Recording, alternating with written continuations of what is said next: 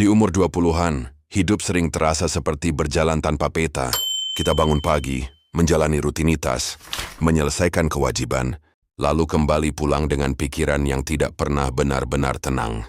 Ada rasa lelah yang tidak bisa dijelaskan. Bukan karena tubuh terlalu capek, tapi karena pikiran terus bekerja tanpa henti. Kita bertanya pada diri sendiri, pelan-pelan, kadang dengan nada takut, kadang dengan nada pasrah. Sebenarnya aku sedang menuju kemana? Yang membuat fase ini berat adalah karena dari luar, hidup kita terlihat baik-baik saja. Kita masih bisa tertawa, masih bisa bekerja, masih bisa menjalani hari. Tapi di dalam ada kekosongan kecil yang makin lama makin terasa. Bukan kosong karena tidak punya apa-apa, tapi karena apa yang kita jalani terasa tidak sepenuhnya kita pahami. Kita bergerak tapi tidak yakin arahnya. Kita sibuk tapi tidak selalu merasa bermakna. Salah satu penyebab terbesar kebingungan di umur 20-an adalah karena kita tumbuh dengan ekspektasi yang terlalu cepat. Sejak kecil kita diajari untuk punya cita-cita, tapi tidak pernah benar-benar diajari bagaimana menghadapi kenyataan bahwa hidup jarang berjalan lurus. Kita dibesarkan dengan cerita sukses yang rapi, tapi tidak diperlihatkan proses berantakan di tengahnya. Akhirnya ketika hidup kita terasa berantakan, kita mengira ada yang salah dengan diri kita. Tekanan ini semakin kuat ketika kita mulai membandingkan diri dengan orang lain. Media sosial membuat seolah-olah semua orang sudah menemukan jalannya. Ada yang sudah punya karier stabil, ada yang sudah menikah, ada yang sudah mapan secara finansial.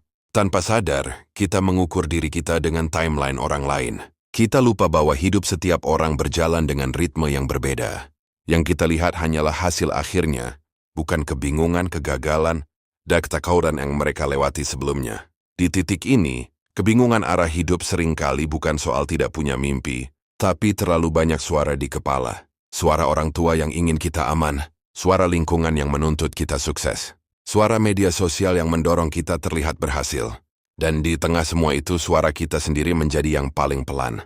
Kita jarang bertanya apa yang benar-benar kita inginkan, karena kita terlalu sibuk memenuhi apa yang diharapkan dari kita. Uang juga memainkan peran besar dalam kebingungan ini. Di umur 20-an kita mulai benar-benar merasakan beratnya hidup. Tagihan, kebutuhan sehari-hari, tanggung jawab yang tidak bisa ditunda. Di titik ini, banyak orang terjebak di antara dua pilihan yang sama-sama berat. Mengejar sesuatu yang bermakna tapi tidak pasti, atau bertahan di sesuatu yang stabil tapi menguras diri.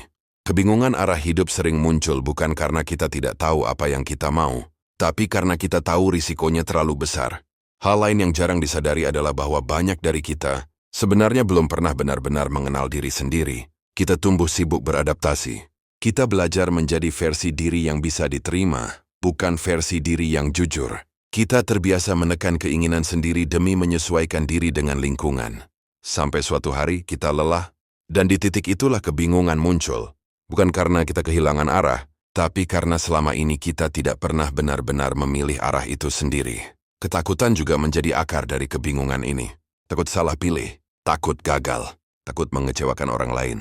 Kita ngibain membuat keputusan yang tepat, tapi lupa bahwa tidak ada keputusan yang sepenuhnya aman. Hidup selalu mengandung risiko. Ironisnya, terlalu lama menunggu kepastian justru membuat kita semakin kehilangan waktu dan kepercayaan pada diri sendiri. Yang perlu kita pahami adalah bahwa kebingungan di umur 20-an bukanlah tanda kelemahan, adalah bagian alami dari proses menjadi dewasa. Kita sedang belajar memahami dunia yang kompleks, sambil mencoba memahami diri kita sendiri. Itu bukan pekerjaan yang mudah, dan tidak adil jika kita menuntut diri kita untuk sudah tahu semua jawabannya sekarang.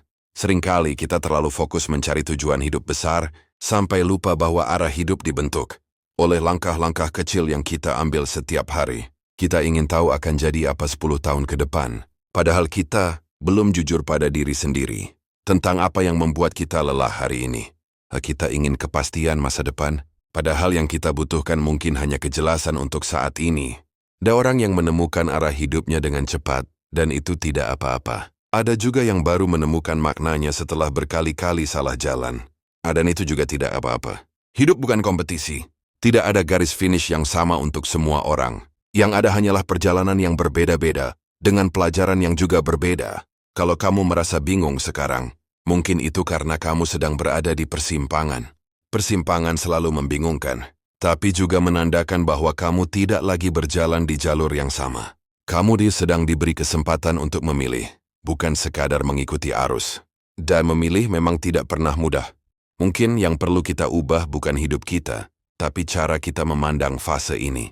Bukan sebagai kegagalan, tapi sebagai ruang untuk belajar. Ruang untuk bertanya. Ruang untuk berhenti sejenak dan mendengarkan diri sendiri. Pelan-pelan, tanpa tekanan untuk harus langsung sampai. Arah hidup tidak selalu datang dalam bentuk pencerahan besar. Kadang ia hadir sebagai kelelahan yang membuat kita sadar bahwa kita perlu berubah. Kadang sebagai kebosanan yang memaksa kita bertanya ulang. Kadang sebagai rasa tidak nyaman yang tidak bisa kita abaikan lagi. Semua itu bukan musuh tapi penunjuk arah. Kalau hari ini kamu belum tahu mau kemana, itu tidak berarti kamu tersesat. Bisa jadi kamu sedang berada di awal perjalanan yang lebih jujur. Perjalanan yang tidak hanya mengejar hasil, tapi juga memahami makna di balik setiap langkah. Pelan tidak masalah.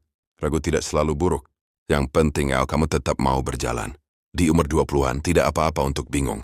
Tidak apa-apa untuk berubah pikiran. Tidak apa-apa untuk memulai ulang. Hidup bukan tentang terlihat paling cepat sampai, tapi tentang sampai dengan versi diri yang utuh. Kalau kamu sedang berada di fase ini, ingat satu hal, kamu tidak sendirian dan kamu tidak tertinggal. Kamu sedang belajar hidup. Ini jejak makna. Kita berjalan pelan tapi sadar arah.